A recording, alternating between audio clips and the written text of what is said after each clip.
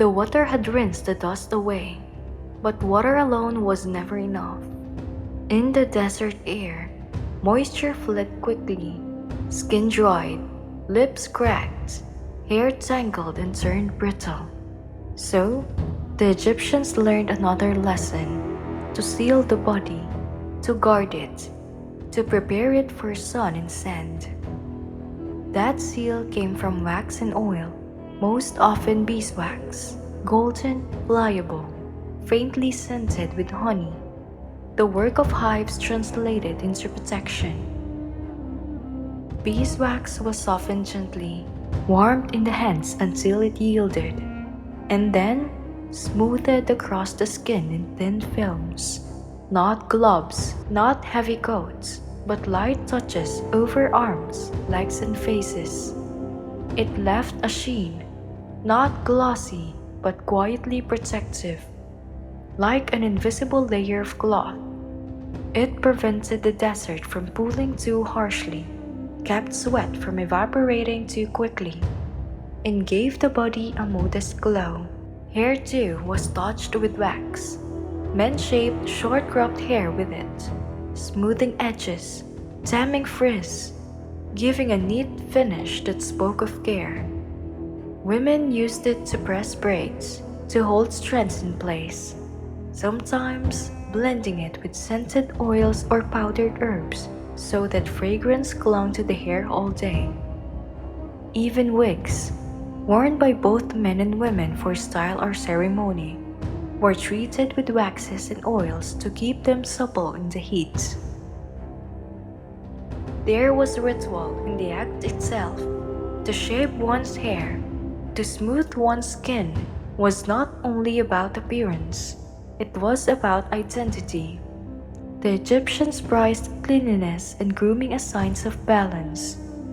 To be oiled, to be waxed, to be neatly kept was to be in Ma'at. To be unkempt was to slip towards disorder, towards neglect, towards isfet, the chaos opposite of balance. And so, even simple grooming was a spiritual act, aligning the body with the order of the world. Fragrance was part of this ritual, but it was never gaudy.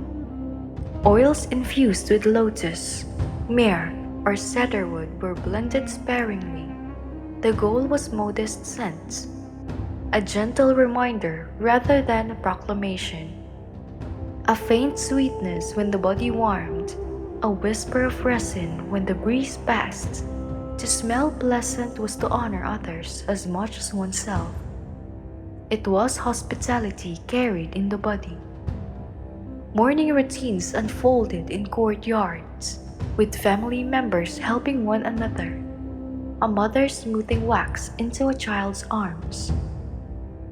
A father rubbing oil into his son's hair. Siblings braiding and shaping. Laughter often accompanied the process. Children wriggling away from sticky hands. Parents coaxing them back. Even servants and slaves were often groomed, because their appearances reflected on the household they served. In this way, grooming was both personal and communal, intimate yet social. And when it was finished, when the wax had sealed the skin, when the hair was neat, when the faintest fragrance hung in the air, the person was ready to dress. Cleanliness in Egypt was not bare skin alone. It was linen, fresh and light, layered against the sun. Because freshness did not end with oils, it came also from cloth, from changing linens, from washing layers, from the cadence of laundering that kept bodies cool and spirits uplifted. To stay clean in the desert was to keep linen fresh, and that is where the ritual carried next. If beeswax sealed the skin, linen wrapped it in freshness. In Egypt, linen was more than clothing. It was a second skin, the visible sign of cleanliness, the daily marker of care. Cotton and wool were unknown luxuries or rarely used. Linen, woven from flax stalks, was the fabric of choice, and the act of changing it, of slipping into clean layers, was as much as ritual as necessity. Fresh linen meant beginning again. To put on garments still cool from laundering was to feel the desert's grit kept at bay. The body's wax and oil guarded beneath smooth threads. The cloth was light, breathable, and porous, letting air pass through even in the height of summer. It moved easily, draping without weight, whispering across the skin when the breeze caught it. In a world of heat and dust, this sensation was more than luxury. It was relief. Changing garments was itself a daily rhythm. Linen was laundered frequently, more often than most modern cloth. Water from the Nile was mixed with natron or plant ash. Garments beaten against flat stones or rubbed briskly with reeds, then rinsed and laid out beneath the sun. Stains were worked out with lemon-like fruits or oils, stubborn spots treated with clay. The cycle was constant: wear, wash, dry, replace. Fresh linen meant a fresh start every day. Even the oil that sometimes marked the cloth, dark spots left by scented blends or beeswax sheen, was not unwelcome. These stains were seen as signs of care, proof that the skin beneath had been tended. In paintings and tombs, linen is often shown bright white, but in life, slight variations of cream and pale gold appeared, softened by sun and washing. The whiteness was prized, but the lift fabric carried the marks of daily ritual, of bodies kept clean, of oils rubbed in, of scents absorbed. Garments were simple in shape but layered for effect.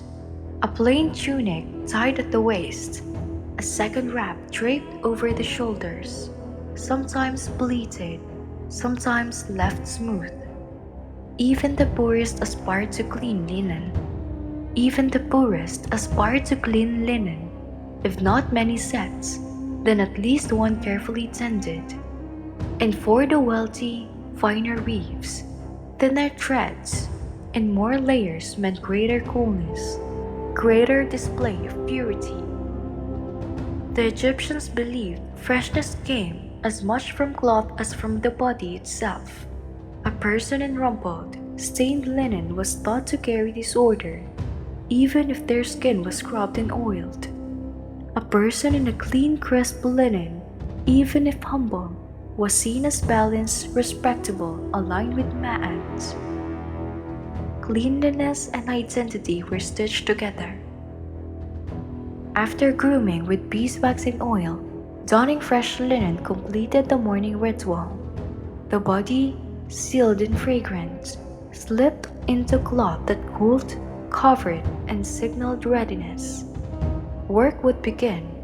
Errands could be run. Prayers could be said. To be dressed was to be complete, prepared for the day. And yet, linen did not end its service at dressing. The washed garments themselves had their own ritual of drying. Egyptians knew that the desert's greatest ally was not only water, not only wax, but the wind itself, moving air that finished what water had begun. And so, the next step in the ritual was to let the sun and breeze do their quiet work, drying, cleansing, freshening, preparing linen for another cycle. Wind was not only weather, it was the final hand in the act of staying clean. That is where we go next.